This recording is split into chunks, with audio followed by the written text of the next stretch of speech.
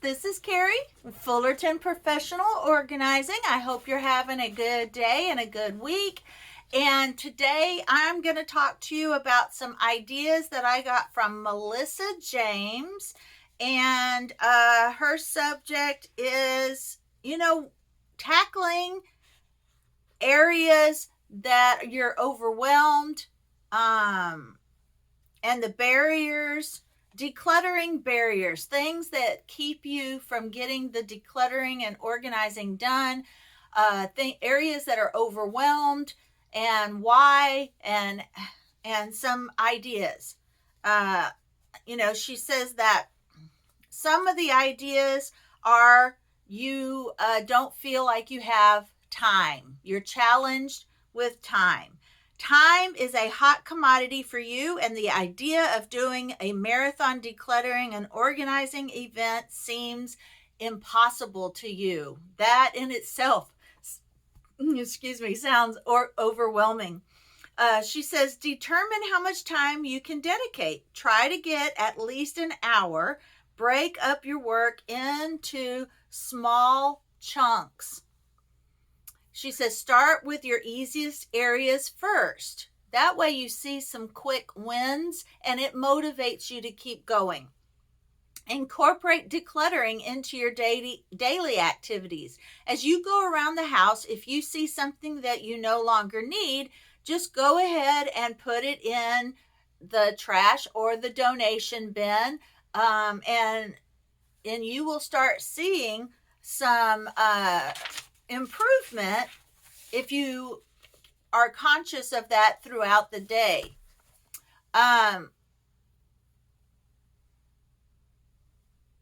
She says, this is a job you need to take on, but you don't know where to start. You get trapped in overthinking and feeling like you'll never finish. So she says, take a step back and identify the areas that are most important to you, your top priorities. Do a current state assessment to help you identify whether you are, what is the scale of messiness? 1 being very little to 5 being the worst it's ever been. And tackle, 1 and 2 areas for decluttering, determine the number. How messy is it? Break down the tasks in your highest priority rooms or categories into small tasks. Write down your plan. Focus on 1 room or 1 category at a time. It could be, books or a bookshelf or, a drawer. When you finish a category or a room, celebrate your accomplishment. Take and post pictures. Show your family members. Pat yourself on the back. Reward yourself. And then some decluttering barriers are the just in case items. You don't know what the future holds. You consider scenarios where you might need a particular item and you fear if you get rid of something, you may not have enough when you need it. As you sort through your things, anything that you want to hold on to just in case, put it aside in a corner of the room or in a box. Keep your momentum going with the rest of the room. Consider the following factors. When was the last time you used it? How frequently did you use it? What would happen if you didn't have it? And is there something else that you could use in its place? Give yourself a deadline. Put it in a box, and if you haven't used it in 6 months or a year, let it go. The someday syndrome is another hard one for decluttering. You save things because you have plans for them someday. Someday your daughter will want this for her wedding. Someday if I lose weight. Someday if I go to France. Someday if I, and you keep these items. Someday when you have a grandchild. Someday, and you just hold on to it. and there's an emotional attachment. Now, you're anticipating the guilt of getting rid of something, having a sense of obligation to keep items, or feeling sentimental about items prevents you from decluttering. If you are hanging on to your kids' things, consider if you have those same items from your childhood. Did you keep those? Were they great memories for you? Are they meaningful to you? Do you actually pull them out and look at them? If you don't have any of those items from your childhood, do you miss them? Do you feel like your life has been less quality because you didn't have them? If you want to limit the number of sentimental items you hold onto, consider getting a bin and letting your bin be the container. And once it's full, it's full. You can take things out to put things back in it, but you make sure that the one bin is your bin for all those sentimental items, so you don't go overboard. Share the other items that are left over with grandma or aunts and uncles and other family members that might cherish them, you know. And you don't want to donate your items. This is another barrier. You prefer not to discard them. You hope to one day sell them and make a little money. Well, now, is it worth selling? Are you going to make any? Is it worth it? How much time and money does it take to sort, store, and sell these items? If you hold on to items you intend to sell for too long, will they retain their value? These are all things that you need to ask yourself if you're going to sell items. Will you actually post them and sell them? If you won't, then you might as well get rid of them. If you post them right away and don't sell them, how long will you hold on to them until they sell? It depends on the value. Some things you might as well just donate to someone in need. But if they're worth the money that you're going to sell them for, then by all means do it, but do it now. You want to and another thing is you want to reduce your things, but you are unclear at how to make decisions about what to get rid of. So identify your criteria for discarding things. Here are a few examples. We're going to give you some examples. Anything that doesn't give you joy, like Marie Kondo says, anything you don't use or haven't used, items that are out of style or outdated, items that are broken, worn out, or outgrown, things you have unnecessary duplicates of. You are ready. Now, here's another one. Are you a perfectionist? You are ready to declutter, discard, and organize, but you want a perfect end result the first time. Well, qualify how long you've been thinking about starting and how long you've delayed. Encourage yourself to just get started. Do something to get you unstuck. If you need to declutter a bookshelf, take all the books off the shelf. Maybe you're not ready to sort through them, but have them out of their ordinary place will help open up your thinking, your mind. Acknowledge the progress is better than perfection. Progress is better than perfection. Now, another is, now what is next? You are ready to declutter and discard, but you're stumped with what to do after you choose items to get rid of. Do you donate them or throw them away? Once you decide what to discard, you have a few options. Give away to someone you know, donate to a nonprofit, sell items that are in good condition, recycle items that are broken, old, or whose purpose is outdated, throw away items that are no longer useful. Now, creating a discarding plan. If you prefer to give things away, make a list of people you know. Maybe you prefer to donate. If that's the case, identify local drop-off centers. If you want to sell, look at online places and consider what you can put out for your regular recycling services, or look up locations in your community. Make a plan so that you're ready. Now, if you have lack of motivation, you look around your house and you don't love the clutter, you think something should be done, but you just can't muster the energy to do something about it, well, that's a barrier as well.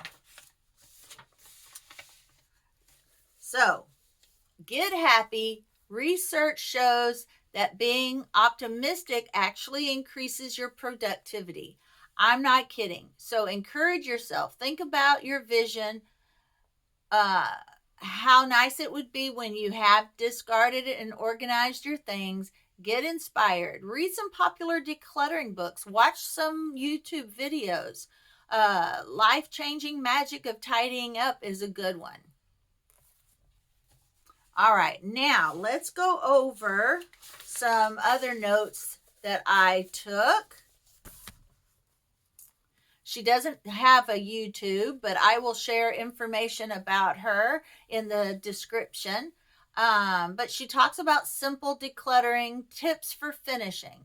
Marie Kondo has a thing where a room audit from 1 Marie Kondo approved to 5 hoarder status, and 4 and 5 are the hardest areas to declutter.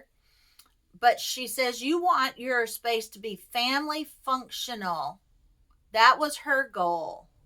Family functional, not Pinterest perfect. Discard, sort, plan, contain, and label. Discard, keep, recycle, donate, trash, sell now.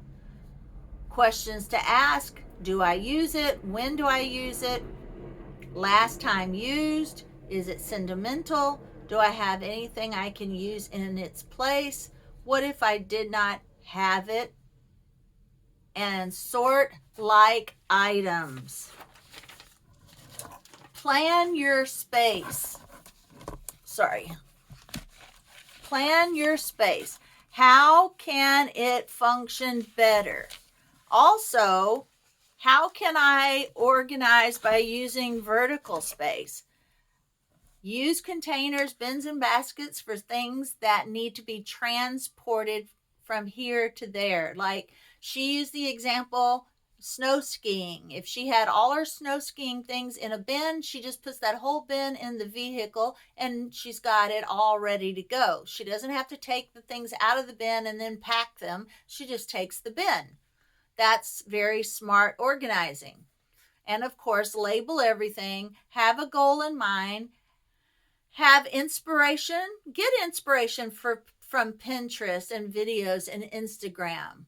Your organization doesn't have to be Pinterest perfect, but you can be inspired and get ideas. Whether you're going to use clear bins because you need to see what's in there, or if you are transporting the whole bin, like I mentioned on the ski items, you won't need to look inside. You're going to take the whole bin. Or if there are things that you know if you store them away, you will forget them altogether and you want to be able to just grab them off the shelf, you may not put them in bins at all. That's how she has her stuff organized. She has some decorative stuff that is not in bins. Then she has the things in bins that you can't see through. Those are things that she can just take the whole bin and transport. Or she has baskets where she has things that she needs to transport. And then she just has clear bins for things that she just needs to be able to remember what's in there for when she needs it. She has the holiday bins and stuff like that. So start with easy areas, not the sentimental areas. Manage your energy. Work when energized and work 15 minutes at a time when you have no energy. Break it down to bite-sized pieces. Work when it is a convenient time. Make it fun. Have a friend over. Play music, audiobooks. Maybe get the whole family to help at once to make it quick and more fun to do. Put on some dance music while the whole family is participating and helping get it done. All right. Now, a little review on what Melissa James plan is. Says Melissa walks people through the basics of decluttering on her website, Any Space, and then gives solutions to tackling the nightmare areas.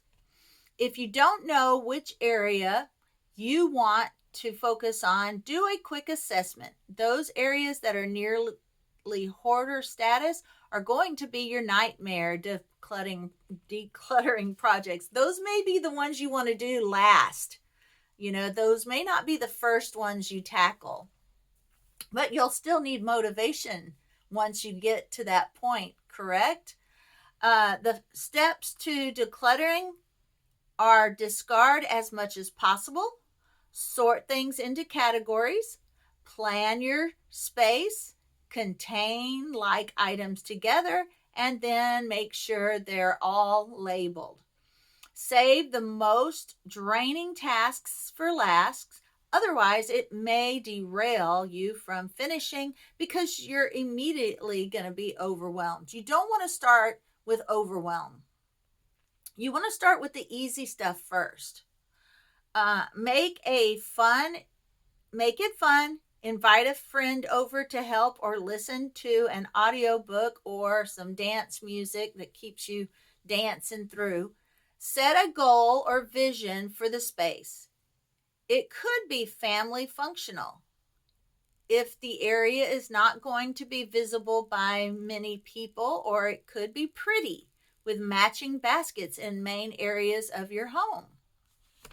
Get inspired. Check out Instagram. Watch organizing TV shows. Attend Get Organized HQ every year. And join the Facebook groups out there. Those are all ways to be inspired. Read blogs. Start with the easiest items. There's podcasts also, like this one. Start with the easiest items to make decisions about. Something like a pantry has no sentimental attachments and is smaller space.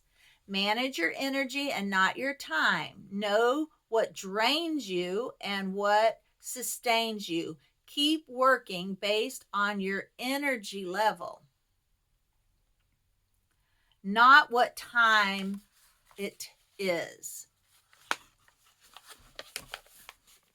Work on your project at the most convenient time, such as during a rainstorm, during a TV show, when you're stuck inside, or when the kids are down for a nap. Do what works for you, but try to figure out what works for you. Everyone is different. Everyone has different barriers that keep them from decluttering, mental barriers. You just have to figure out how to work around those mental barriers. What motivates you? For me, listening to praise and worship music helps motivate me. Listening to audiobooks motivates me. I can enjoy the tasks that I don't enjoy more when I'm doing something enjoyable, like listening to a podcast or an audio book. Right now, I'm listening to How to Have a Martha Home in a Mary Way, or How to Have a Mary Home in a Martha Way.